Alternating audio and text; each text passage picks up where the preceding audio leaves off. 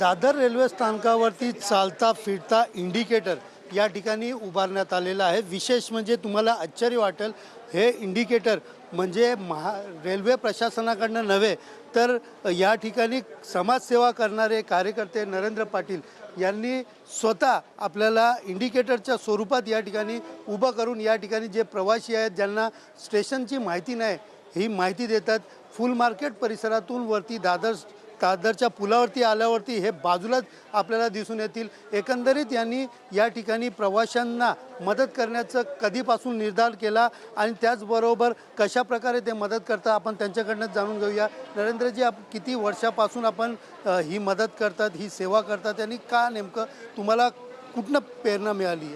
इथे हा छोटा ब्रिज होता, या ब्रिज तोडलेला आहे, तोडून नवीन म्युन्सिपाल्टीने नवीन ब्रिज बनवला। याला आज या फेब्रुवारीमध्ये 4 वर्ष झाली। या ब्रिज नवीन बनवला, तिथे इंडिकेटर नसल्या कारणाने प्रवाशांना त्रास होतो, नवीन जे येणार आहेत त्यांना माहीत नाही पडत, त्याच्यासाठीच सांगण्याचं काम करतो। आज 4 वर्ष झाली इथे सेवा करतो।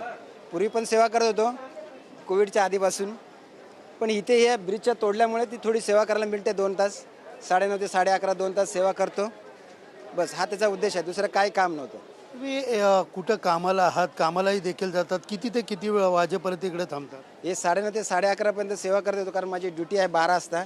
प्रायव्हेट जॉब करतो रवी ट्रेडिंग कंपनीमध्ये, तर तिथे मला 12 वाजता कामाला जायचं असतं, त्याच्यामुळे 11:30 पर्यंत इथे सेवा करतो आणि मग आपला ट्रेन पकडून कामाला जातो। वेगळा अनुभव काय येतो? रोज शेकडो म्हणजे लाखो प्रवासी दादर स्थानकावरती येतात, सगळ्यात जास्त या ठिकाणच्या काय समजतं? इथे दादर असा एक ठिकाण आहे की इथे मुंबईमध्ये सगळ्या ठिकाणी जाण्यासाठी दादर हा मेन ठिकाण आहे, त्याच्यामुळे या ठिकाणी असे खूप प्रवासी नवीन येतात की ज्यांना माहिती नाही पडत। आताच्या घडीला असे प्रवासी आहेत की इथे परीक्षा असते, मुलांचे नवीन मुलांची परीक्षा चालू असतात, पोलिसांची परीक्षा चालू असते, ते शोधत असतात कुठे जायचं कसं जायचं, ते सांगण्याचं मार्गदर्शन करतो फक्त। हे मार्गदर्शनाची तुम्हाला प्रेरणा कुठनं मिळाली? का वाटलं कधीपासून? अशी आहे की मी पूर्वीपासून सेवाच करतो तशी, आणि सिद्धिविनायकमध्ये मी सेवाच करतो। अशी ही सेवा जशी करतो तशी कचऱ्याच्या डब्याच्या बाजूला पण सेवा करतो की कचऱ्याच्या डब्यात टाका, जेणेकरून स्वच्छता राहील। अशी पूर्वीपासून प्रेरणा माझ्या मनात आली आहे आणि करतो सेवा। ते सिद्धिविनायकची कृपा आहे, तिथे पण मी सेवा करतो। आता कोविडपासून तिथे सेवा जरा कमी झाली आहे, त्याच्यामुळे 2 तास मला इथे सेवा करायला मिळते। पूर्वी संध्याकाळी सेवा करत होतो छोट्या ब्रिजवरती। एकंदरीत पाहिलं तर सकाळी 9:30 ते 11:30च्या दरम्यान ही व्यक्ती या ठिकाणी उभी राहते आणि प्रत्येक प्रवाशांना त्यांना कुठं जायचं आहे, कुठल्या स्टेशनला जायचं आहे, किती नंबर आणि किती प्लॅटफॉर्मवरती गाडी मिळेल, या सगळ्या गोष्टी ज्या आहेत ते स्पष्टपणे सांगतात। त्यामुळे रेल्वे प्रशासनाला यांची मोठी मदत मिळताना या ठिकाणी दिसून येत आहे। कॅमेरा पर्सन नागनाथसह सुनील जाधव, TV9 मराठी, मुंबई।